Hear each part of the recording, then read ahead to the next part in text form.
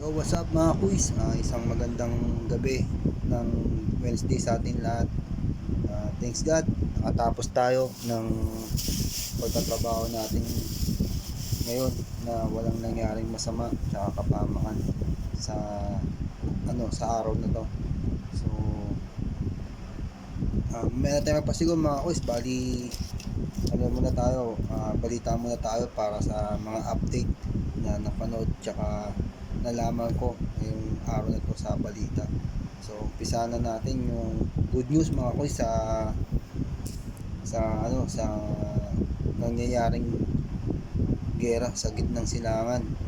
Bali malakatawid na yung 40 Pinoy na na na stranded sa Rafah crossing na papunta nga ng Egypt mga koy. So mapayapa silang nakatawid ng crossing nga papuntang Egypt.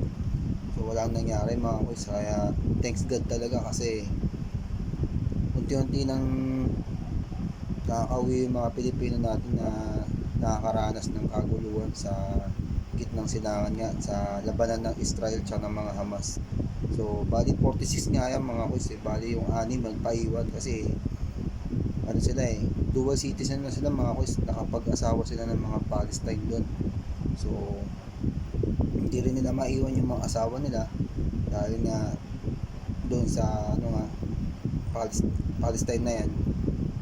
So may 6 pang naiiwan doon mga koy sa ng mga Hamas na hindi pa nasasama sa paglilikas ng pauwi nga dito sa Pilipinas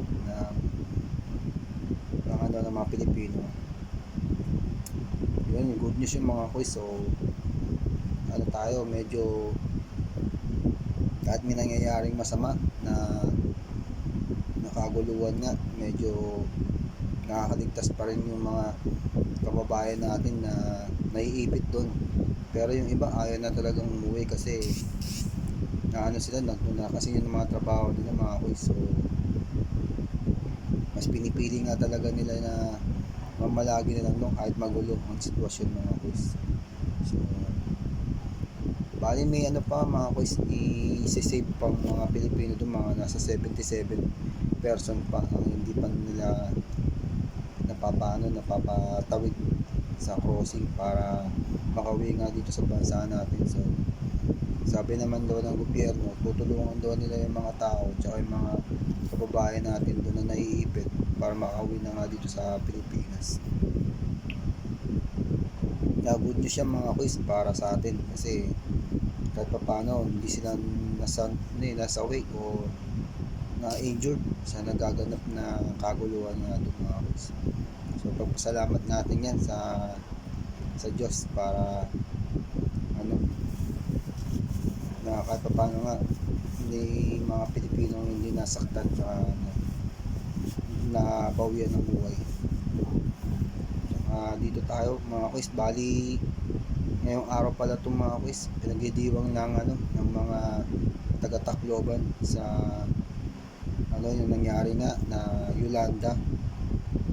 Mahigit isang dekada na mga quiz, sakto November 8, 2013 ngayon mga quiz. Bali yung mga nakaranas ng Yolanda mga quiz, hindi pa rin nila may alis sa isip nila kung bakit nangyari yung ganung kalakas na kalamidad mga quiz.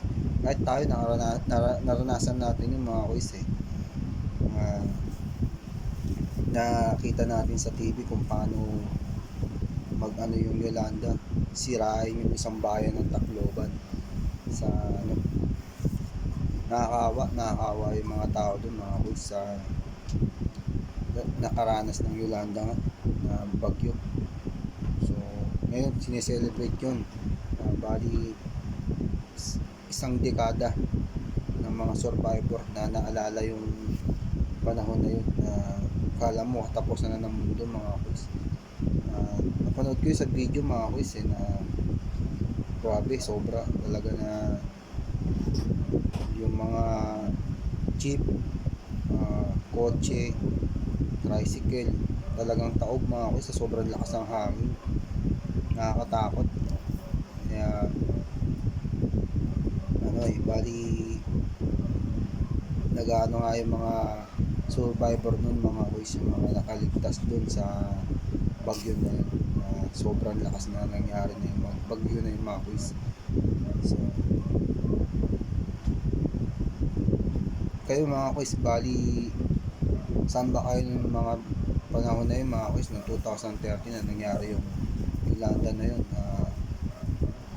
Comment nyo na lang dyan sa ano natin, sa box natin, inbox box natin, para malaman natin kung ano yung mga naranasan ninyo, o kung meron man kayong mga kamag-anak, kapatid na naninirahan doon sa Tacloban na sinalantangan ng bagyong Yolanda.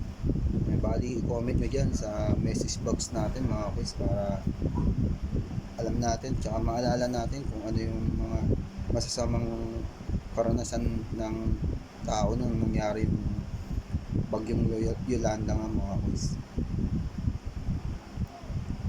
Tsaka ano tayo, yun lang yung mga na ano natin, ano natin balita ngayon sa araw na to. Bali, sunod na natin, pabati na tayo para ano, para matapos na itong video natin. So, umpisa akong pasigawan yung mga quiz natin sa coding na kanina pa nagpapasigaw, gustong pasigawan. So, babanggitin ko na yung pangalan para hindi matampo yung mga quiz natin. Sa mga nagtatrabaho sa coding, pangungunahan ko ng pangalan sila Kuya Loloy, Kuya Mark Montablan, si Asibo, si Prinsipe, at saka si Kuya Pio. Isang malaking pasigaw sa inyo mga quiz. Saka pasigawan na rin natin yung mga quiz natin na nagtatrabaho sa production kaninang umaga sa lahat ng area doon. Cosmetic, blister, tablet stripping, tablet 1, tableting 2, herbal, pen. Isang malaking pasigaw sa inyo. Tsaka lagi kayo mag-iingat mga boys. Alamin lahat ng ginagawa para iwas bulyaso, tsaka iwas abala sa trabaho. Tapos pasigawan na rin natin yung mga quiz natin na panggabi ngayon sa Diamond. Ingat kayo dyan mga quiz, tsaka stay focus palagi. Tsaka pasigawan na rin natin yung mga quiz nating SG na walang sawa talaga, na binabantayan tayo sa lahat ng oras.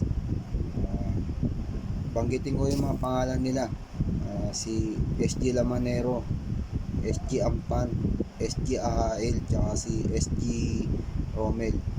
Isang malaking pasigaw sa inyo mga quiz.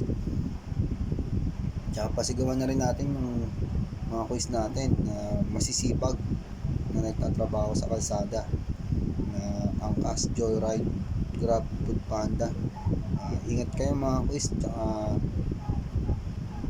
lagi kayong maging alerto sa kalsada, kasi itong nakaraang araw lang mga quiz, meron ako napanood na na aksidente sa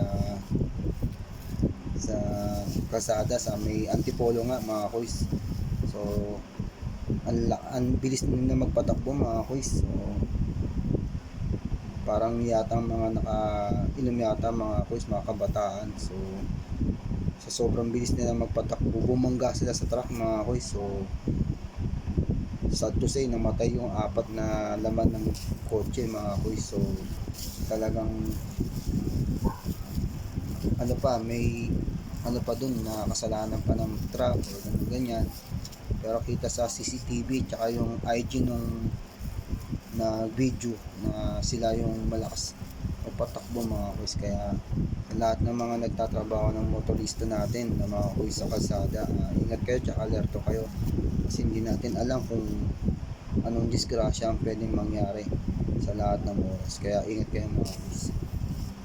Tsaka pasigawan na rin natin yung mga quiz natin na papasok tsaka umuwi na ngayon. Ingat kayo mga quiz, tsaka lagi kayong magdasal sa pagpasok ninyo sa trabaho ninyo. Tsaka sa lahat na nagdi-dinner, isang malaking pasigaw po sa inyo. Tsaka yun, that's all. Bali, ito nga ngayon, memorable nga tong araw na to mga boys, kasi na si-celebrate nga natin yung Yolanda. So sa lahat ng mga sa lahat ng mga namatay, nasiraan ng kabuhayan, bahay, sa lahat ng mga namatay, sa pong pakikiramay tsaka condolence sa lahat ng mga pamilyang nabawian ng buhay, tsaka sa lahat ng mga nawalan ng kahanapbuhay, ng bahay. Tuloy lang yung buhay natin mga kuis. Bali, pagsubok lang yan ng Diyos na binigay sa atin, yung bagyong na nangyari nga ng Yolanda dati. So kahit pa paano nakayanan naman ng Pilipino eh. So patuloy lang ang buhay mga kuis. Kaya lagi tayo magdasal para hindi tayo ng Panginoon na bigyan tayo ng isang malaking paghamon o kalamidad na kasalanta sa ating bansa. So yun mga kuis, bali yun lang yung update natin ngayon. Tsaka natin